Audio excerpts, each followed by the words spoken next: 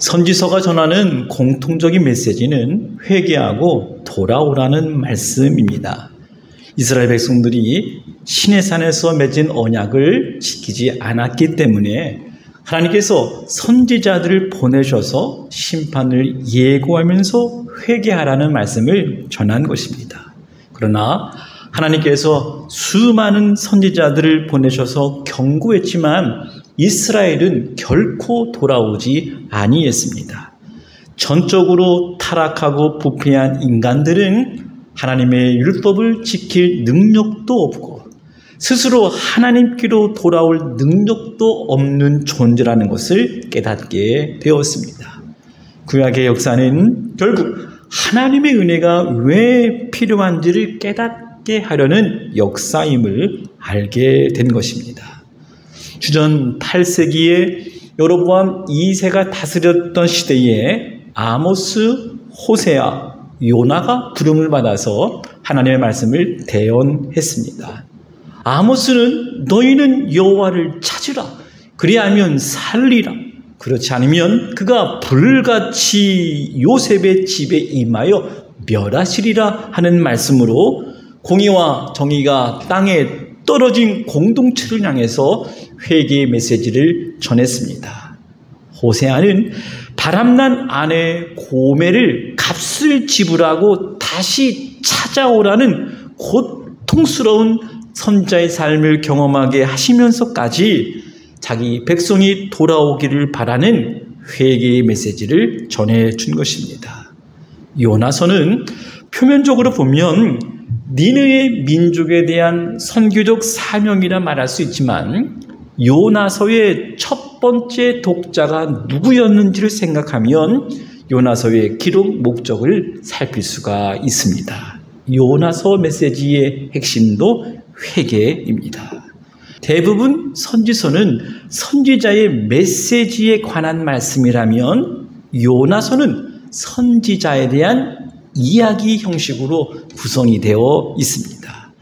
아미떼의 아들 요나에게 어느 날 여호와의 말씀이 임했습니다. 1장 2절에 보면 너는 일어나 저 큰 성읍 니느웨로 가서 그 악독이 내 앞에 상달되었다는 것을 외치라, 이 말씀이었습니다. 하나님의 심판이 다가왔다는 뜻입니다. 그러나 요나는 하나님의 부르심 앞에 순종하지 않고 다시스라는 지역으로 피해서 도망했습니다. 그 이유에 대해서는 1장에 나타나지 않지만 후반부에 가면 그랬구나 하는 것을 발견하게 됩니다. 요나는 혹시나 니느웨 성이 회개하고 돌아옴으로써 하나님의 심판을 면하지 않을까 하는 생각을 가졌던 것입니다. 요나는 불순종으로 물고기 뱃속에 들어가서 회개의 기도를 드리고 다시 사명을 받았음에도 불구하고 하나님의 본심을 이해하지 못한 선지자였습니다. 요나는 4장이 끝날 때까지 그의 생각을 굽히지 않았습니다. 요나가 여호와의 얼굴을 피하여 다시스로 가려고 배에 올랐던 사건이 1장에 나타납니다. 하나님의 부르심에 불순종한 요나에게 하나님께서 폭풍으로 배를 위협하였을 때 뱃사람들은 제비를 뽑아서 요나를 바다에 던졌습니다. 그러자 바다가 잔잔해졌고 여호와의 명령을 따라 한 마리의 큰 물고기가 불순종한 요나를 삼켜버렸습니다. 물고기 뱃속에서 3일을 버티면서 요나는 하나님께 회개의 기도를 드렸습니다. 2장 5절의 말씀, 물이 나를 영혼까지 둘러싸우며 깊음이 나를 에워싸고 바닷물이 내 머리를 감쌌나이다. 7절 말씀, 내 영혼이 내 속에서 피곤할 때에 내가 여호와를 생각하였더니 내 기도가 주께 이르러 싸우며 주의 성전에 미쳤나이다. 회개의 기도를 드린 것입니다. 육체의 눈을 차단하고 영의 눈을 열어서 간절히 하나님께 기도했더니 자신의 힘으로는 아무것도 할 수 없다는 것을 깨닫고 나는 감사하는 목소리로 주께 제사를 드리며 나의 서원을 주께 갚겠나이다. 구원은 여호와께 속하였나이다. 이렇게 고백을 하였습니다. 요나는 자신의 생명을 건져주신 하나님의 은혜에 감사하고 서원한 약속을 지키겠다고 고백한 것입니다. 이 고백 후에 여호와께서 그 물고기에게 명하사 요나를 육지의 토에 내신 것입니다. 하나님은 물고기 뱃속에서 죽어야 할 요나를 다시 살리셔서 요나에게 사명을 맡기셨습니다. 1장에서 요나를 부르실 때 맡기셨던 말씀을 다시 반복하여 사명을 주셨습니다. 3장 1절의 말씀을 보십시오.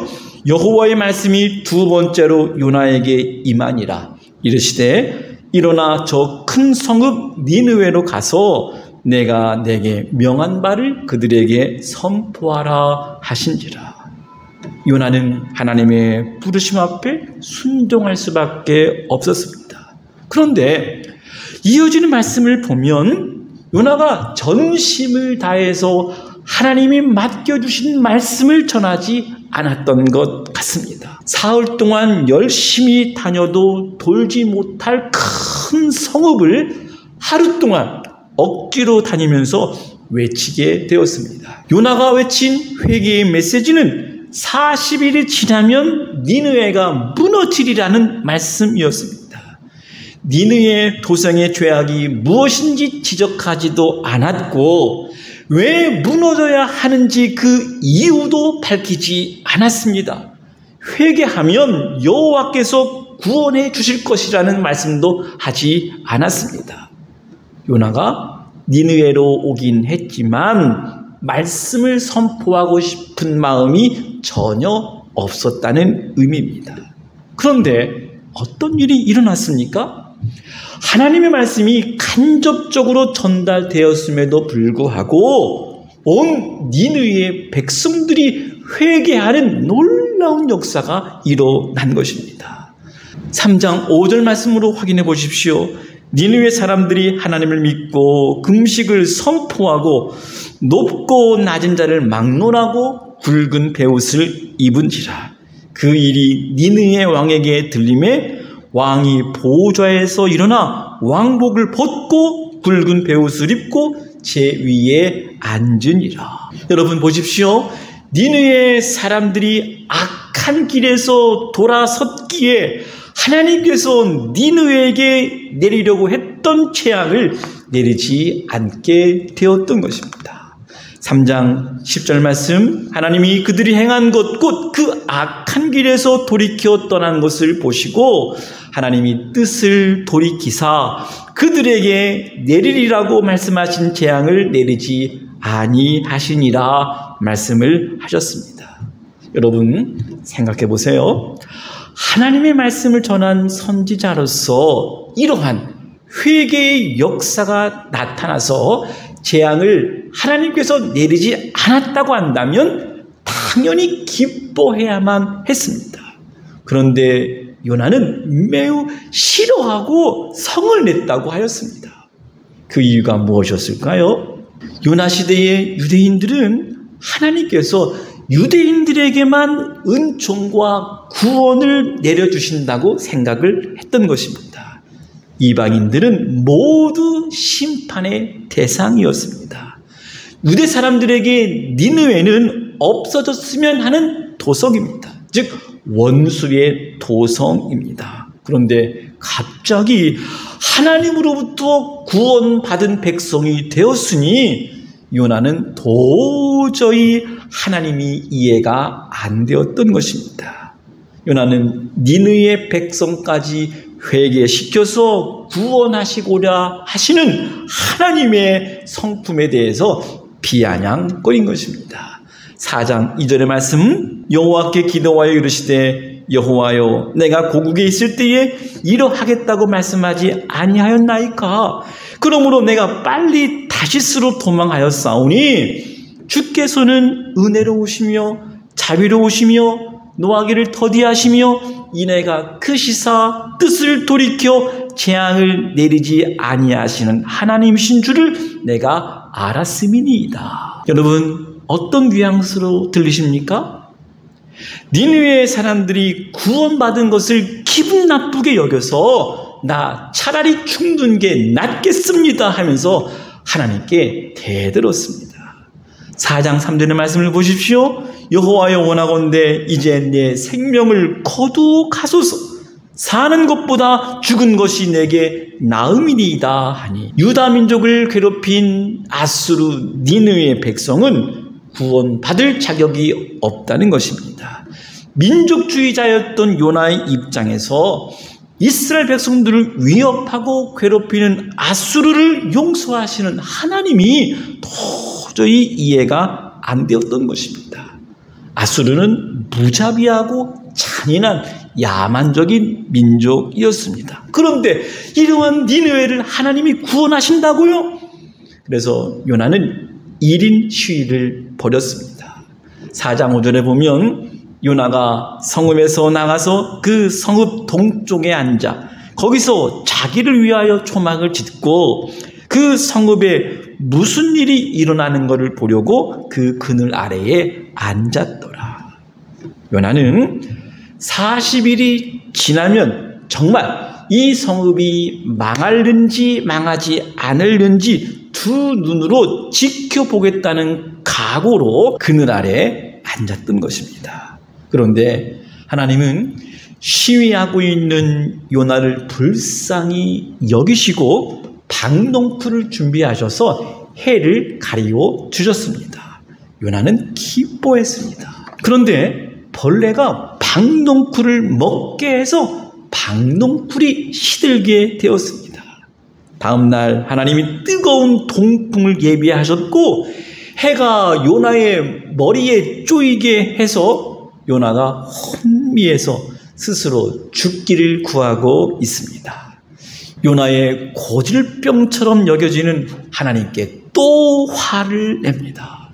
이 모습을 본 요나에게 하나님은 4장 9절에서 말씀하십니다. 하나님이 요나에게 이르시되 내가 이 박농쿨로 말미암아 성내는 것이 어찌 옳으냐. 여러분, 우리 인생의 박농쿨과 벌레가 무엇인지 생각해 보십시다.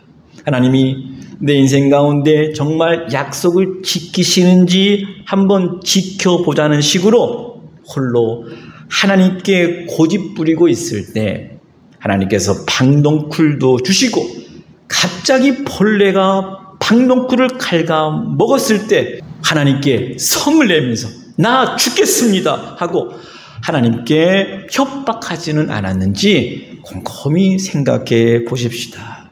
이 질문에 요나는 자신의 뜻을 굽히지 않고 고집스럽게 또 주장을 합니다. 4장 9절에 보면 그가 대답하되 내가 성내어 죽기까지 할지라도 옳으니이다 하니라. 이러한 요나에게 마지막 하나님이 주신 말씀은 질문이었습니다. 4장 10절 말씀, 여호와께서 이르시되 내가 수고도 아니하였고 재배도 아니하였고 하룻밤에 났다가 하룻밤에 말라버린 이 박농쿨을 아꼈거든 하물며 이 큰 성읍 니느웨는 좌우를 분별하지 못하는 자가 12만 명이요 가축도 많이 있나니 내가 어찌 아끼지 아니하겠느냐 하시니라. 하나님은 니느웨의 백성들도 구원받아야 할 백성임을 말씀하신 것입니다. 좌우를 분별하지 못하는 자들과 가축들을 향한 하나님의 긍휼하심, 그들을 위해서 자신의 뜻을 바꾸실 수 있는 하나님의 자비하심을 증거한 것입니다. 여러분, 우리 인간관계에도 악연이라 말할 수 있는 사람들이 있습니다. 사회적으로 낙인된 니느웨 같은 백성이라 말할 수 있는 사람들도 우리 주변에 있을 수 있습니다. 집 나간 둘째 아들 같은 자녀들, 세리와 창기 같은 사람들, 그들도 하나님의 긍휼과 하나님의 사랑의 대상이라고 말씀한 것입니다. 하나님 보시기에 그들도 회개하고 돌아와야 할 백성들이었습니다. 하나님은 니느웨를 아끼셨습니다. 니느웨도 하나님 보시기에 큰 성읍이었습니다. 하나님 앞에서 그만큼 소중하다는 것입니다. 하물며 하나님의 백성 이스라엘을 향한 하나님의 마음이 어떠했겠습니까?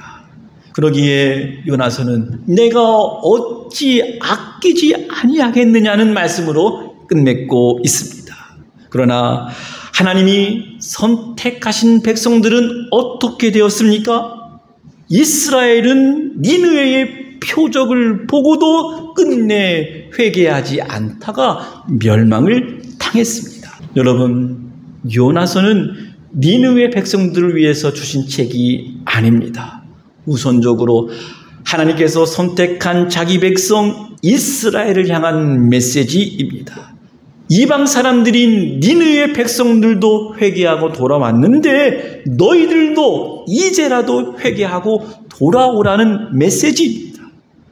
요나서를 통해서 불순종한 요나의 회개를 바라셨습니다. 요나가 마지막에 하나님 말씀에 어떻게 반응했는지에 대한 대답은 열린 결론으로 남겨두었습니다.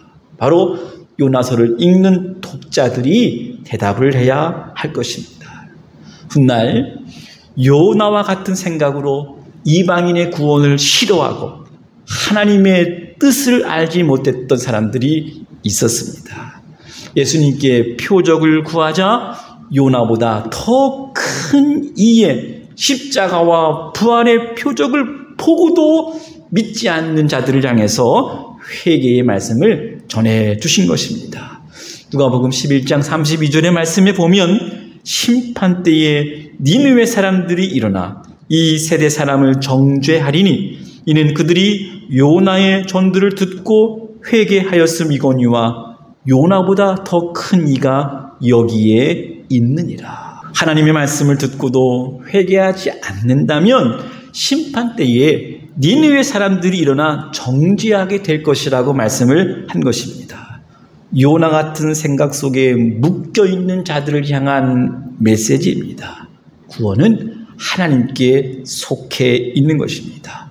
구원은 회개하고 돌아온 자들에게 베푸시는 하나님의 전적인 은혜입니다. 요나서가 전하는 회개의 메시지를 듣고 아멘으로 응답해서 구원의 은총을 누리시는 주의 백성들 되시기를 주님의 이름으로 간절히 축원합니다.